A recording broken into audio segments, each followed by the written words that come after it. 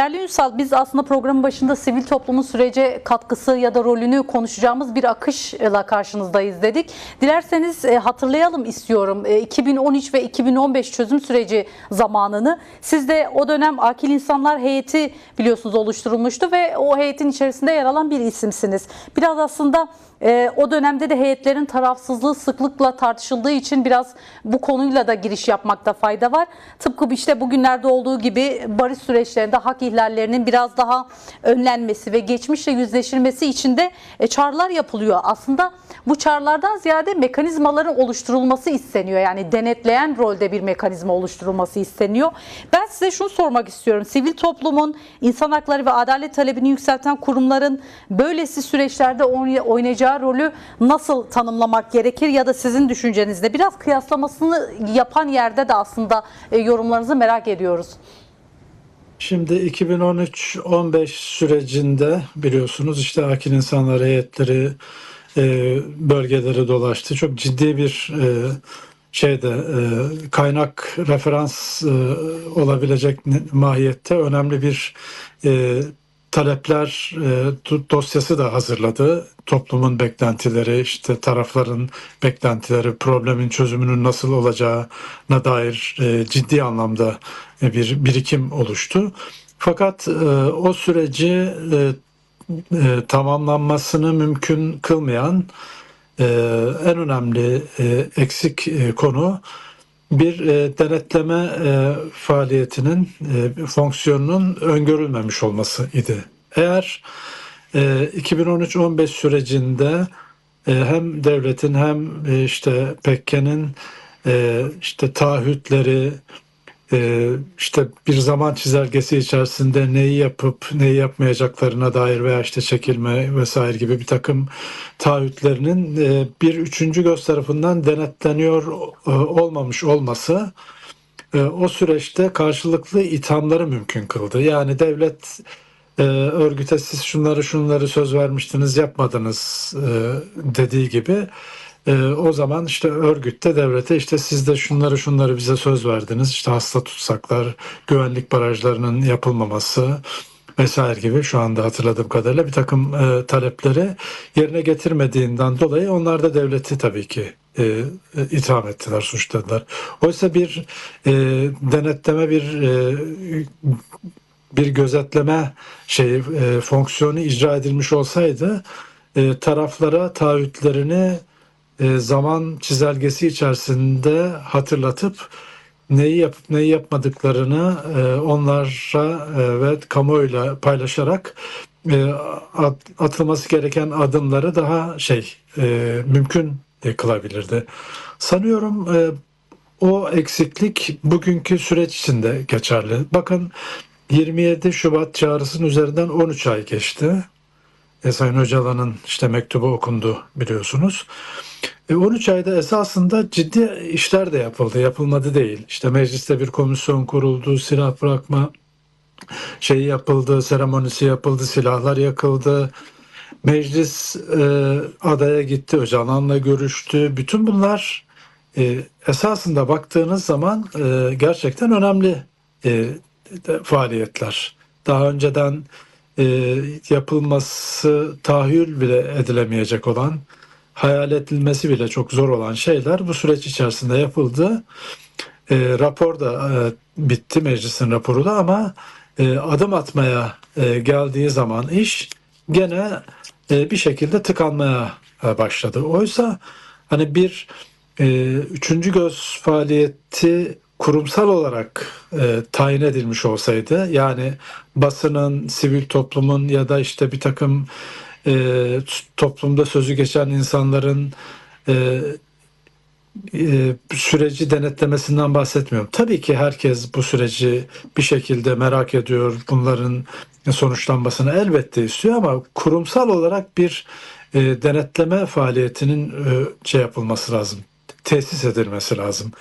Eğer bu tesis edilmezse sadece basının, sivil toplumun, insan hakları örgütlerinin veya bir takım aydın, entelektüel insanların dikkatine emanet ederseniz bu kurumsallaşmamış bir denetlemenin devlet üzerinde bir yeterince baskı oluşturmayacağı çok açık. Çünkü hani nihayetinde e, basının ve işte diğer sivil toplumun, hatta siyasi partilerin e, sistem üzerinde bir baskı yaratabilmesi sistemin demokratik olmasıyla da çok doğrudan alakalı bir şey. Ama Türkiye'de maalesef e, ciddi anlamda bir demokrasi sorunumuz da var.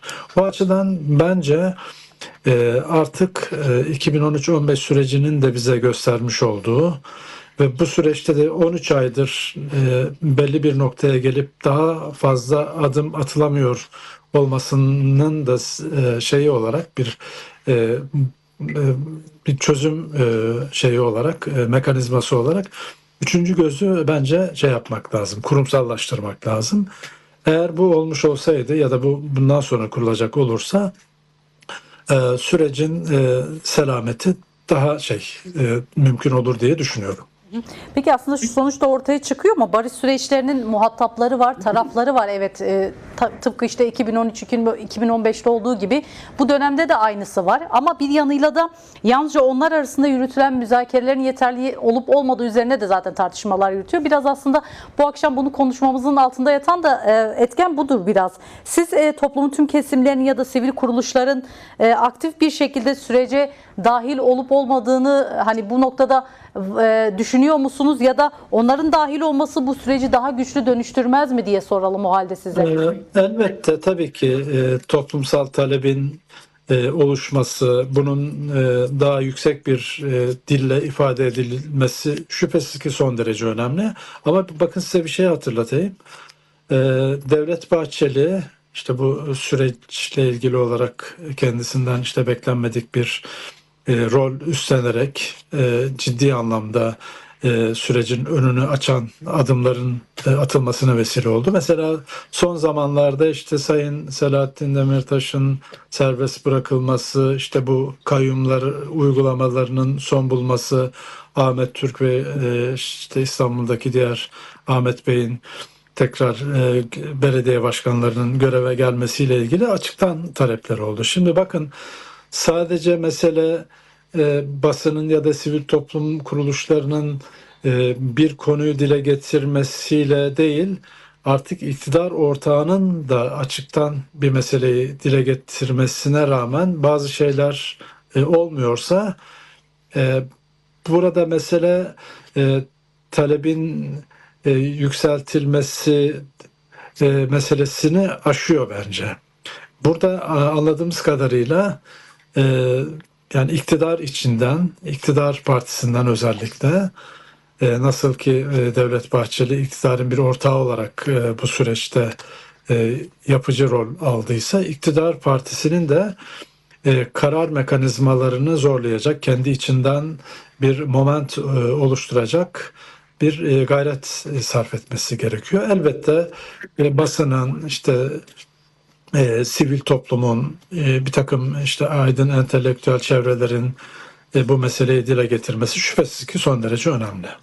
O halde size şunu da soralım. Barışın kalıcılaşması nasıl mümkün olacak ya da olmalı size göre? Çünkü bir yanıyla da toplum bu anlamıyla süreci sahiplenen bir yerde duruyor mu durmuyor mu tartışmaları da elbette ki yapılıyor.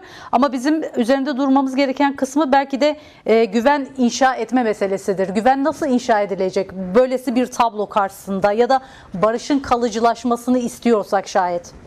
Şimdi bence toplum bu sürece sahipleniyor.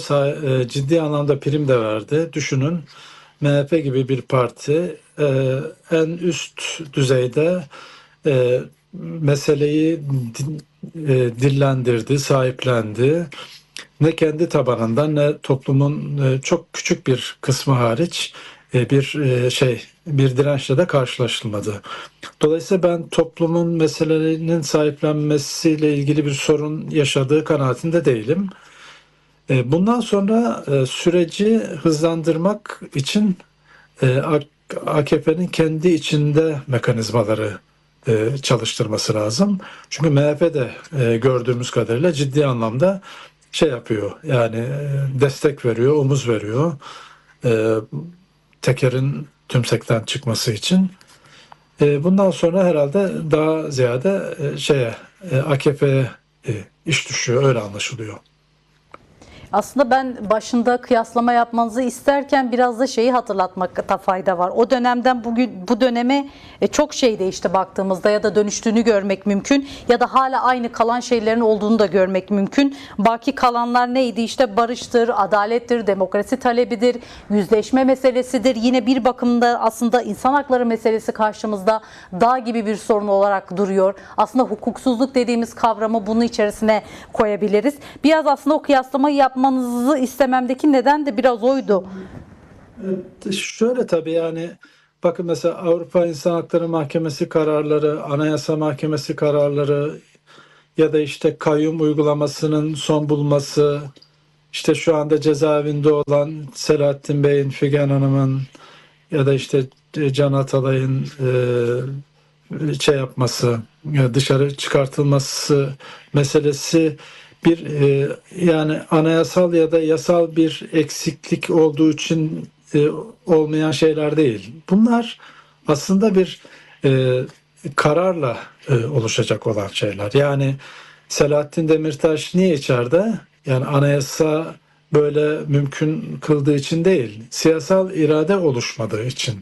Dolayısıyla burada siyasal iradeyi oluşturacak bir moment yapmak lazım. Bunu tabii iktidar koalisyonunun MHP kanadı doğrusu bu konuda ciddi anlamda talepkar bir pozisyonda duruyor. Ama AK Parti'de bir karara dair bir hareketlilik maalesef oluşmadı.